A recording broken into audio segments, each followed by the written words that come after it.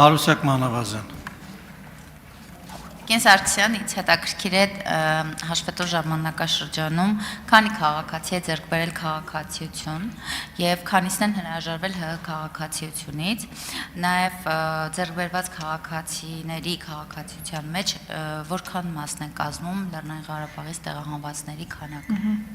Շնորհակալություն հարցադրման համար, Տիկին Մանավազյան, ես ասեմ, որ 2025 թվականի կտրվածքով Հայաստանի Հանրապետության քաղաքացիություն է շնորհվել Հանրապետության նախագահի հրամանագրով 25670 անձի,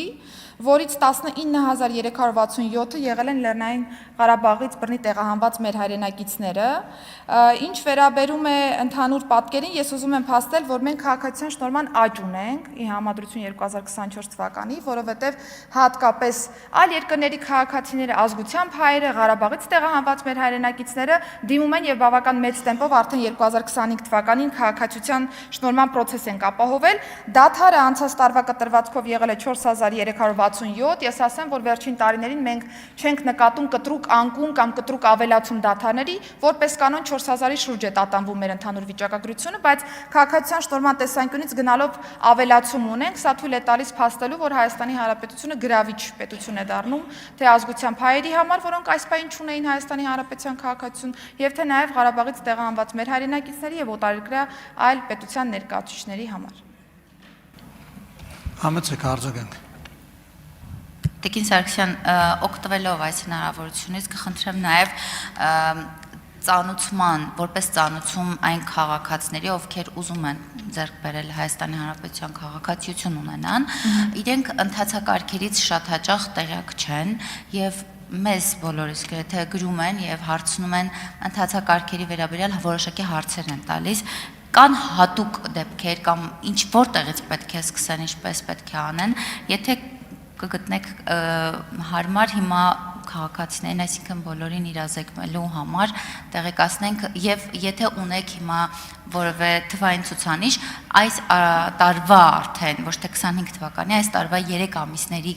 տվյալներով ունենք աճ քաղաքացիների քաղաքացիության ձեռքբերման։ Տիկին Մանավազյան, շարունակելով գամ վերջից, այո, մենք հատկապես երամսյակային կտրվածքով ենք, երբ որ դիտարկում թվերը, աճ ունենք, հատկապես վերլուծում ենք Ղարաբաղից տեղահանված մեր հայրենակիցների մասով պատկերը, որովհետև բազմաթիվ են շահարկումները, որ պետությունը հատուկ քաղաքացիություն չի շնորհում Ղարաբաղից տեղահանված մեր հայրենակիցներին եւ ես նշեցի, որ անցած տարվա կտրվածքով այդ թիվը եղել է 19367, բայց ես ուզում եմ ամփոփել մինչ այս պահը եղած իրավիճակը եւ փաստել, որ Ղարաբաղից տեղահանված 36676 անձ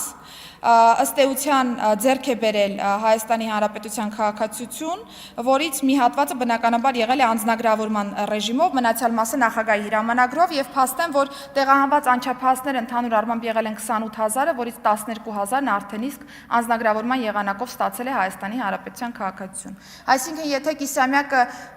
Ղարաբաղից տեղահանված մեր հայրենակիցներին գումարենք նաեւ մնացյալ անձինք եւ ամփոփենք առաջիկայում կհանրայնացնենք, կտեսնենք, որ բավական մեծ աճ ունենք այս պահի դրությամբ, ինչ վերաբերում է կարգին, մենք պարբերաբար հանդես են գալիս իրազեկման միջոցառումներով, գործարկվել է նաև քաղաքացիության շնորհման եւ դադարի նոր կայքեջը, որտեղ որ ամբողջը թվային պլատֆորմով է իրականացվում, բայց կիսում եմ ձեր կարծիքը, որ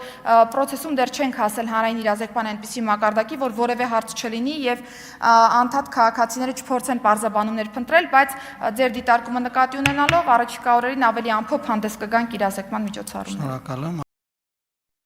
Հավանիչ տեսանյութը եւ բաժանորդագրվիչ նորությունները բաց չթողնելու համար